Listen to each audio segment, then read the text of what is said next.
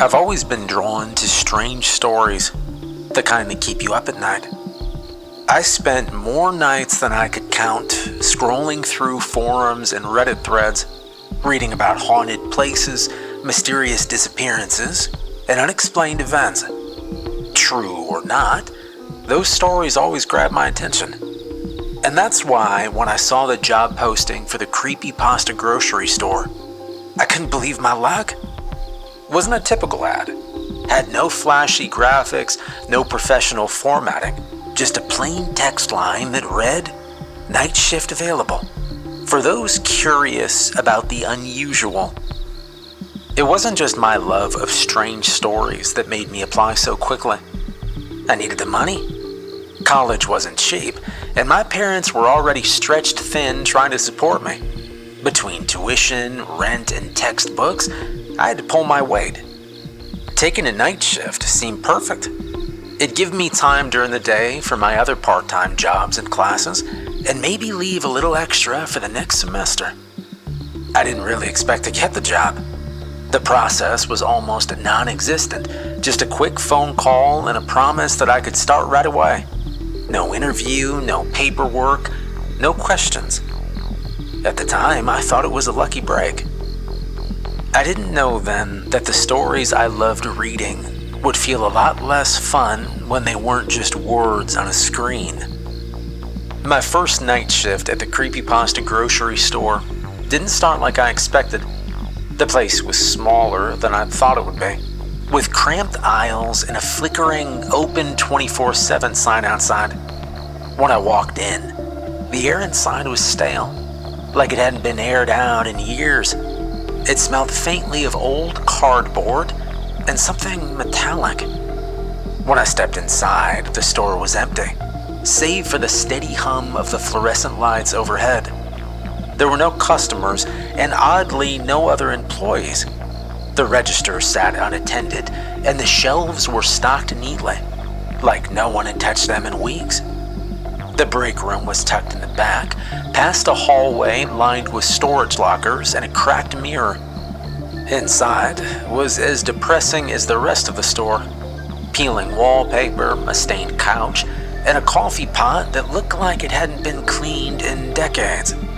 On the small table in the center of the room, I noticed a VHS tape, its label scratched but still legible. "Training. Watch immediately," it read. I wasn't expecting much, but I found an old TV set sitting on a shelf in the corner. The VHS player below it had dust on the buttons. I slid the tape in, the machine whining as it pulled the tape into place. The screen came to life with a hiss of static before an image appeared. The person on the tape looked off. Their face was frozen in an exaggerated smile, and their eyes didn't quite blink at the same time. Their movements were jerky, almost like a puppet on strings. The rules were listed in rapid succession, the text appearing on the screen in bold letters, while the unnaturally cheerful voice explained them. Rule number 1, do not acknowledge the black-eyed children. Ignore them, no matter how much they beg to enter the store. Rule number 2, avoid aisle 4 completely. If a cleanup is announced there, do not investigate. Rule number 3, never look at the faceless man near the back rooms. Keep your eyes down if you must pass by. Number 4, serve the man with melting skin his cigarettes. Do so silently, and wait for him to leave. And rule number 5, always make a cup of coffee for Joe before your shift ends. Leave it in the break room. Skipping this step is not an option. The tape ended abruptly after the final rule, the screen returning to static. The machine ejected the tape with a loud click, as though it was eager to be rid of it. I sat for a moment, staring at a blank TV. I told myself it was a joke, but deep down I did feel strange. Eventually I stood up, Brushing the dust from my pants, I decided to do a quick walkthrough of the store. Maybe seeing the shelves and aisles up close would make everything feel normal again. Wasn't a big place. I could cover the whole thing in maybe 10 minutes. As I walked past the aisles, I counted them. Aisle 1, 2, 3. My pace slowed as I approached the middle of the store, where aisle 4 should have been. But there was nothing. Just a blank wall between aisles 3 and 5. I stopped, staring at the empty space.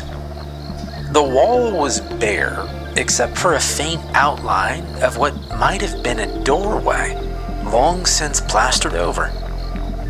The rules had said to avoid aisle 4, but there wasn't anything to avoid. Not anymore. Now, patrolling the aisles was a way to distract myself, but the growing tension in my chest refused to stop. The store was quiet, except for the buzzing lights overhead and the sound of my shoes on the tile floor. I tried to focus on anything normal, the stuff on the shelves, the displays, but I couldn't shake the feeling that time was moving slower than it should have been. During a slow part of my shift, I decided to clean up the break room. The room was small and bare, an old couch, coffee pot, and a row of lockers. Most were empty, but one caught my attention. Its door was locked, the rusted padlock hanging loosely. Curious, I tested the lock. It wasn't sturdy, and with a bit of force, I managed to pop it open. Inside was a uniform like mine, though way older. The fabric was faded and torn in places, and the name tag attached to it had been scratched out, leaving behind faint marks where the name used to be. Behind the uniform, I found a book. The cover was stained and warped, probably from an old coffee spill. The title was barely readable, but it seemed to be about local monsters or legends. I picked it up carefully, and I opened it. The pages were brittle, and many were missing. The ones that were still intact had strange details written on them. The descriptions matched some of the things I'd heard in the rules. Some entries were redacted, with names and places scribbled out or smeared with ink. One section described creatures that wore human faces, but didn't move naturally. Another described something tall and faceless, saying, "It doesn't move while you're watching. It waits." Whoever owned the book had been keeping notes. Words were circled, underlined, and scribbled in the margins, as if they'd been trying to figure something out. I placed the book back in the locker, and I shut the door. And then I heard it, a faint knock on the glass storefront. I stopped mid-step. The sound was soft, but loud enough to grab my attention. Slowly, I stepped out of the break room and walked back to the entrance where the sliding doors were. Two figures stood outside the glass. They were children, maybe 7 or 8 years old, a boy and a girl. Their clothing looked simple and oddly out of place, like it belonged from another time. They stood still, staring right at me. They showed no emotion. Their eyes were pitch black. There were no whites or pupils, just empty voids that seemed to swallow the light. The boy raised a hand and knocked again, this time more insistent. The girl's lips moved next, forming words I couldn't hear clearly but didn't need to. Their expressions didn't change, but their intent was unmistakable. They were begging to be let inside. I remember the first rule on the tape: do not acknowledge the black-eyed children. The boy pressed his hands flat against the glass, holding his empty stare, as if he knew I could see him. And for the next hour, they stayed. They didn't leave, didn't look away, they didn't blink. They alternated between moments of begging and total silence, their presence feeling heavier with every passing second. When the clock on the wall struck 2 a.m., they stopped, and without a sound, they turned and walked away into the darkness beyond the parking lot. I didn't move until I was certain they were gone. I forced myself to leave the front of the store. The darkened glass and the empty parking lot beyond felt too exposed, as if standing there too long might bring them back. My legs were unsteady, but I needed something to do. Anything to keep my mind from that. The restocking cart was by the center aisle, left half filled with canned goods. It was a boring task, something repetitive and grounding. I grabbed a can of tomato soup and turned to the shelf, counting the rows to find the right spot. My hands weren't steady. The metal edges of the can pressed hard into my fingers as I placed it on the shelf. Well, I hope someone's looking out for them, whatever they are, I said. It wasn't the right thing to think. The rules had been clear and I'd followed them, but the thought lingered anyway. They had looked human, as wrong as they were. I'd heard stories before, you know. They were scattered across the internet, buried in forums and the stranger corners of social media. They always followed the same pattern. Places open late, employees working overnight shifts, and children at the door with eyes that weren't right. Fast food workers described seeing them standing at the drive-thru window, hands pressed against the glass. Some gas station attendants reported faint tapping on the locked doors, always after midnight. And there were other patterns too. The children never forced their way in. They never reacted to being ignored or refused. They stayed until something unseen decided they were done. Theories about them were endless. You've heard the stories. Urban legends, paranormal entities, or something worse that no one had a name for. But for every theory, there was someone who swore it happened to them. I thought about the black-eyed children I'd seen outside the store. They fit the accounts perfectly. It wasn't just me.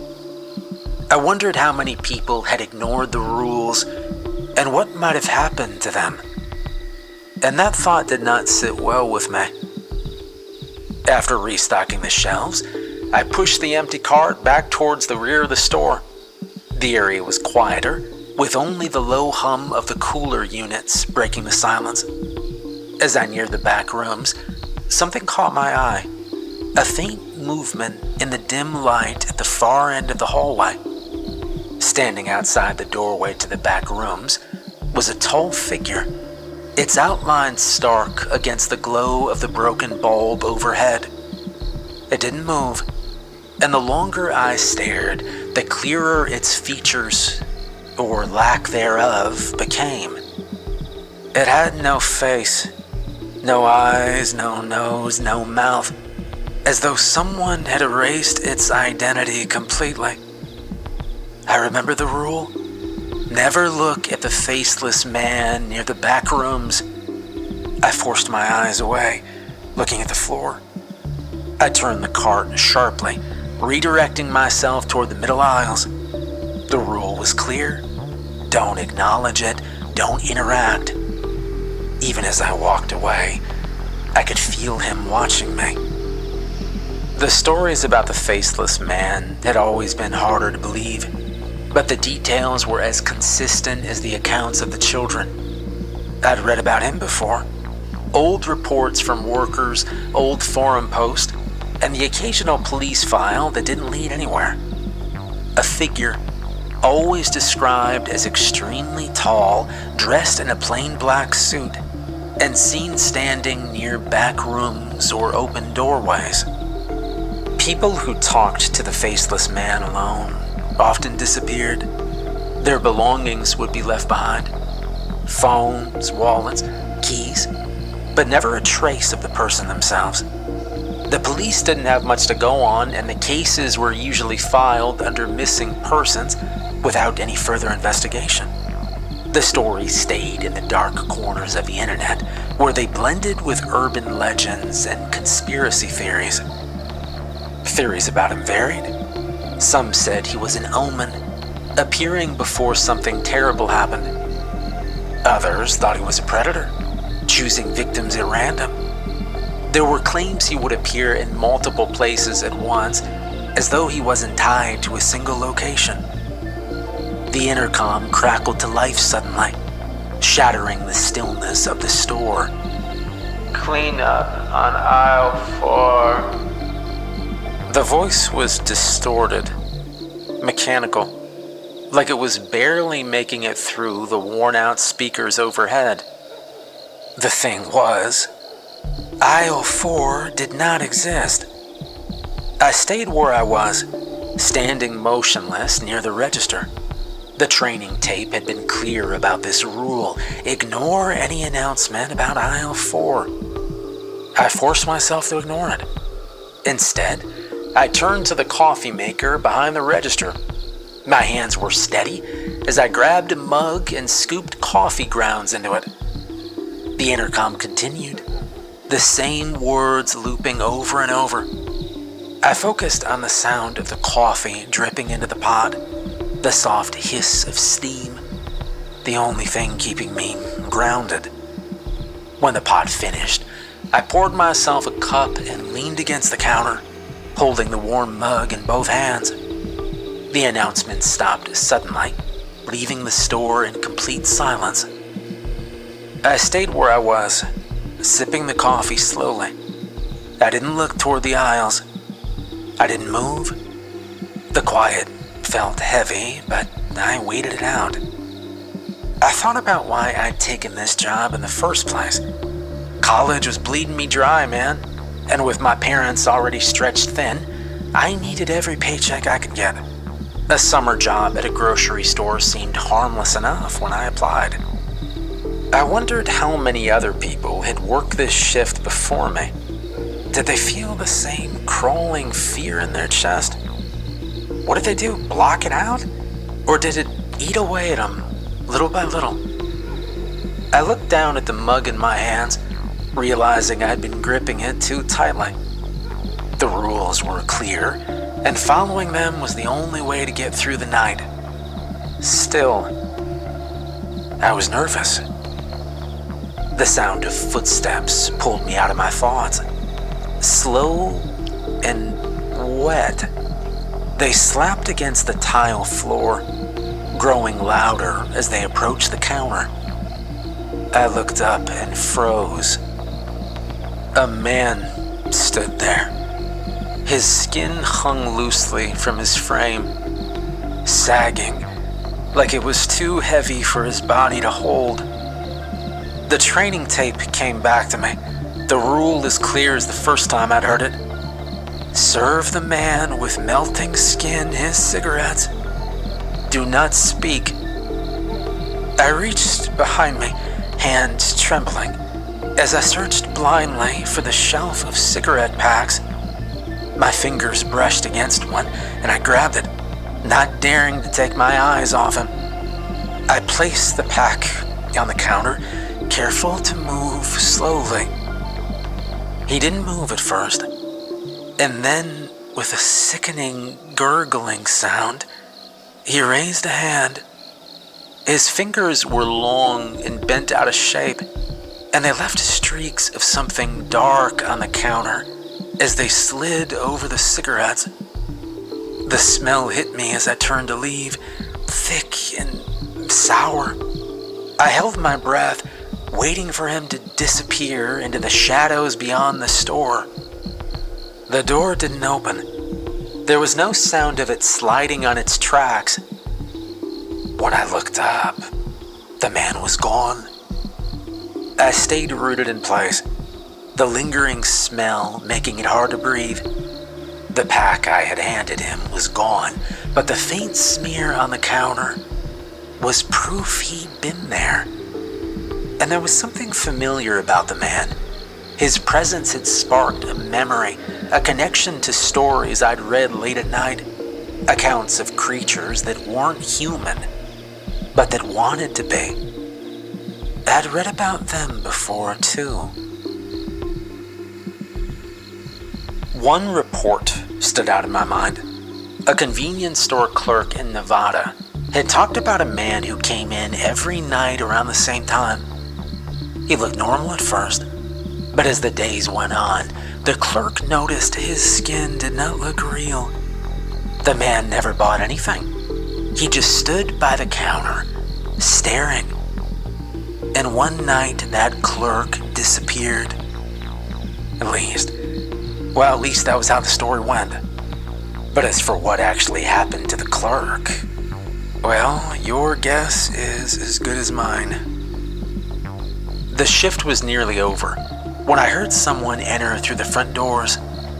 My muscles tensed out of habit, but the figure that stepped inside wasn't anything out of the ordinary. Maggie, my manager, walked in with a kind of calm confidence that didn't match the unsettling air of the store. She waved briefly and made her way toward me. Her presence felt jarring after hours of silence, but it was a relief to see someone normal again. Maggie dropped her bag behind the counter and leaned on the edge, brushing back her short, dark hair. After asking how my shift had gone, she listened as I described the events of the night. Her reaction was measured, almost sympathetic, as if she'd expected it. For a moment, she said nothing more, and then began speaking quietly, her tone serious. Maggie explained that the building hadn't always been a grocery store. Years before the grocery store stood on this ground, the building was a theater. Its final night was marked by an event that no one could explain and that few dared to speak about afterward. It was a midnight showing, one of the last efforts by Mr. Larkin to draw an audience to his struggling business. The feature was a film titled The Smiling Ones, a low-budget production that never appeared in any official listings. The showing attracted only a handful of people, local horror enthusiasts, and some of the theater's regular staff. As the reels turned, something went wrong. A fire broke out near the back of the auditorium, the flames spreading faster than should have been possible. Investigators later found no evidence of faulty wiring or flammable materials where the blaze began. The fire spread quickly, consuming the room in minutes. The exits became impassable. Witnesses outside said they heard muffled laughter mixed with screams, the two sounds blending together. Those inside had no chance of escape. The fire department arrived quickly, but their equipment failed. The flames burned cold, a phenomenon the firefighters couldn't explain. Water sprayed toward the building never made contact. It evaporated midair, and the team could only watch as the theater collapsed in on itself, leaving behind nothing but scorched debris. By morning, the fire had burned itself out, leaving the building's outer walls mostly intact, and no bodies were ever recovered. The patrons and staff were simply gone, as if they'd been erased along with the rest of the theater. The tragedy was quickly hushed up. No memorials were held, no official inquiries followed. The property remained abandoned for years until it was quietly sold and repurposed into the grocery store. Those who had witnessed the fire or claimed to have seen the smiling ones moved away or disappeared soon after. Years after the fire, the remains of the old theater were sold to a company nobody had ever heard of. There were no public records of the sale, and the name on the paperwork didn't match any real businesses. People thought the lot would stay empty like it had for years. But one day, the grocery store was just there. Nobody saw any construction crews or equipment, and nobody remembered seeing the building being worked on. It was like the store had appeared overnight, fully built, stocked, and ready for customers. Things got even stranger when people who had moved out of town came back. They didn't remember the grocery store at all. It wasn't on old maps, and they said they never saw it when they used to live in the area. But for the locals, it had always been part of the town, like it had always been there. Nobody talked about the store openly. People shopped there, but they didn't ask questions. It was treated as another place to buy food, but everyone seemed to know that something wasn't quite right. Most employees didn't last long. Some quit after only a few days, and others, well, they just stopped showing up. Their lockers and time cards were left behind, like they'd vanished. The workers who stayed never explained much about the job. They followed the rules, kept quiet, and didn't talk about what happened during their shifts. The store looked normal to anyone passing by, but it was clear that whatever happened in the old theater hadn't stayed buried. Whether the grocery store was meant to keep it hidden or to feed it, nobody knew, and nobody wanted to find out. Decades ago, long before the current set of rules was printed and laminated, a handwritten sheet of paper was found in the break room. The edges were frayed and the ink had faded in spots, but it was still legible.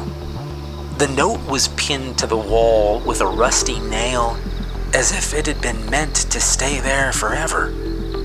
The handwriting was uneven, rushed, like it'd been written under stress. The rules listed were nearly identical to those followed by employees today, but there were small cryptic annotations alongside some of them. They love attention. Don't give it to them. Coffee keeps them calm. Aisle 4 is not for us. Stay away. The name Joe was scrawled at the bottom of the sheet as if it were both a signature and a warning. No one knows exactly who Joe was, but the story passed down among employees suggested he might have been the store's first worker, or maybe someone connected to the building's dark past. Some claimed that Joe was one of the theater patrons who had died in the fire. Others believed he was a drifter who'd been hired when the store first opened. Whoever he was, the rules he left behind became the only barrier between employees and the strange forces tied to the building. The store's lingering presence seemed to respect the rules, even if no one understood why. Over time, employees began to suspect that Joe never truly left. The ritual of making coffee at the end of every shift became more than a rule. It felt like a gesture of gratitude to someone unseen. Those who followed the rule said their shifts passed without incident. Those who didn't often vanished before anyone could ask what went wrong. The rule about aisle 4 is the one employees follow the most carefully. Those who break it, even by accident, don't always come back. The ones who do are never the same. They don't explain much, and they act like they're somewhere else. Rumors say aisle 4 lines up with the theater's old screening room, the place where The Smiling Ones played its final show. Even though the aisle isn't real, some workers say they've ended up there anyway. The shelves disappear, and the space turns into a dark hallway that stretches on forever. Black and white images flash on the walls like an old movie playing on a projector. The images are strange and unsettling. People with no faces moving in stiff, awkward ways. Children with huge smiles that don't look natural, and dark shapes floating in the background. The movie never stops. It plays over and over, the images getting more warped and messed up every time. In the background, you can hear laughter and screams, but the sounds are broken and scratchy, like they've been played too many times. People who end up in aisle 4 say it feels like something is watching them. The longer they stay, the stronger the feeling gets, like eyes are on them from every direction. Most say they feel an overwhelming need to look behind them. The few who give in say the shadows from the film come off the walls, reaching for them. Nobody explains how they get out, and most refuse to come back to the store after it happens. For them, the rule about aisle 4 isn't just a warning, it's the only thing keeping them safe. Whatever is there doesn't follow the same rules as the rest of the store, and it doesn't forget about anyone who steps into its space. As I tried to process what I'd learned about aisle 4, Maggie began to speak again. She leaned against the counter, her expression unreadable as she looked toward the rows of aisles. She explained what some employees had come to believe over the years. The store wasn't just a place to work. It was something else entirely. Something that didn't follow the rules of the world outside. One theory was that the store was a trap, a place designed to catch wandering souls. Whatever caused the fire in the theater may have left behind more than flames. It might have created a pocket of reality where lost things gathered. People who stepped inside were drawn into its rules and became part of its system, unable to leave until it allowed them to. Whatever the store was, it didn't just trap people, it changed them. The thought gnawed at me as Maggie's words lingered. She'd said that some think the store's an experiment. Others believe it's a prison or a feeding ground. Her cryptic warning had felt abstract until I started noticing the subtle changes around me. My shifts stretched longer than they should, even though the clock didn't reflect it. And Joe, the invisible presence I left coffee for nightly, became harder to dismiss as just another quirky rule. That night, the intercom blared as soon as Maggie left me alone. Clean up on aisle 4. This time the lights flickered, and the air grew colder. I gripped the counter for balance, my mind racing. The voice continued. Clean up on aisle 4. You know where to go. Except there was no aisle 4. Everybody knew that. I glanced toward the middle of the store, and for the first time I saw it. The faint outline of an aisle that shouldn't exist. A shadowy gap between aisle 3 and aisle 5 shimmered unnaturally. The edges flickering like static on an old TV. I didn't move at first. The rules were clear, don't acknowledge aisle 4. But the air shifted, and I felt it pulling me. The tug wasn't physical, but it was strong, like gravity itself wanted me to step forward. And I knew something terrible was about to happen. I glanced at the break room door. Joe's coffee. I somehow knew it was my only hope. I bolted for the back, every step feeling like I was running through quicksand. Behind me, the intercom voice shifted to something worse. Laughter. Deep, broken laughter that echoed like static in my ears. When I reached the break room, the coffee pot was cold. I hadn't made the coffee yet.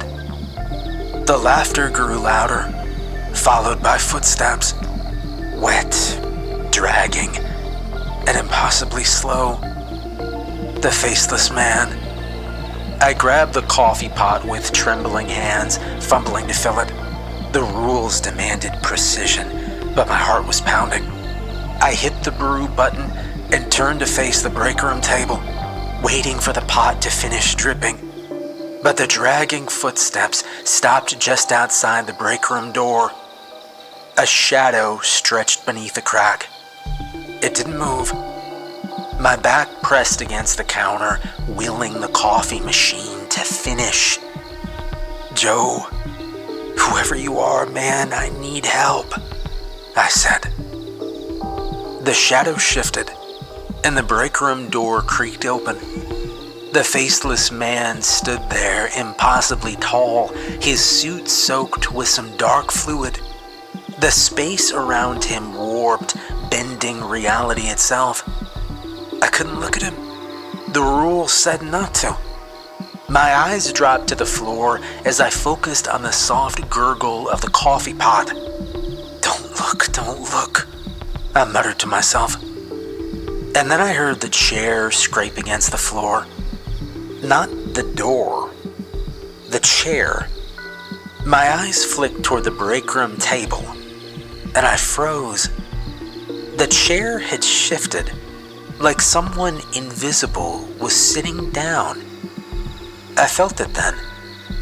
A cold, still presence behind me. The machine beeped. The coffee was done. I poured it carefully into the chipped mug, my hands shaking so bad I almost spilled it. Setting the mug on the table, I forced my voice to be steady. "It's ready," I whispered. The faceless man didn't move. The presence behind me didn't disappear. I turned to leave the break room, my legs weak and trembling. As I crossed the threshold, the laughter on the intercom stopped. The dragging footsteps faded. I thought it was over. But when I stepped back into the main store, the shimmering gap between aisles 3 and 5 had grown. The space beyond it wasn't a blank wall anymore. It was an endless hallway, dark and twisting, with faint shapes flickering. My heart sank. Something was coming through. I backed away and the gap widened, the floor cracking beneath it. I ran to the register, slamming my hand on the emergency alarm button. Nothing happened. The store ignored it, as if it was laughing at my attempt to fight back. Figures moved closer. They didn't run, but they didn't need to. Their presence pulled at me.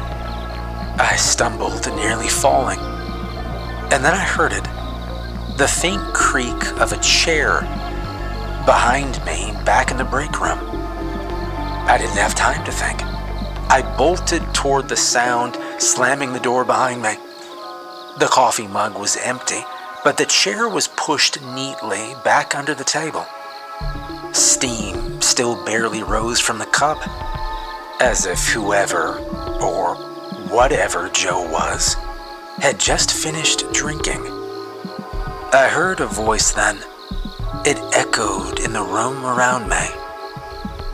"Good coffee." The air in the break room shifted. Something cold brushed past me, unseen, moving toward the door.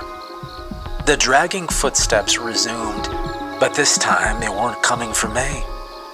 Through the narrow break room window, I saw the shadows stop in their tracks.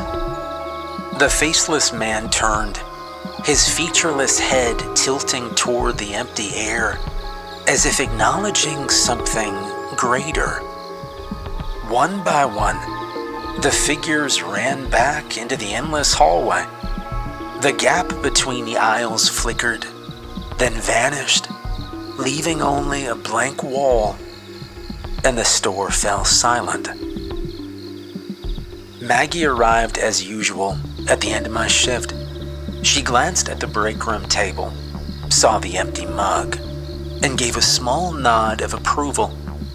"Huh, you survived. Joe must like you," she said. She told me that as long as I kept making that coffee the way I had been, and as long as I kept being respectful to Joe, he'd protect me. He'd keep me safe. Anyway, I've been here for a while now, and I can't say it's all that bad. Joe and I play games sometimes, checkers, chess, tic-tac-toe. He never says anything, but I get the feeling he enjoys the company. I do too.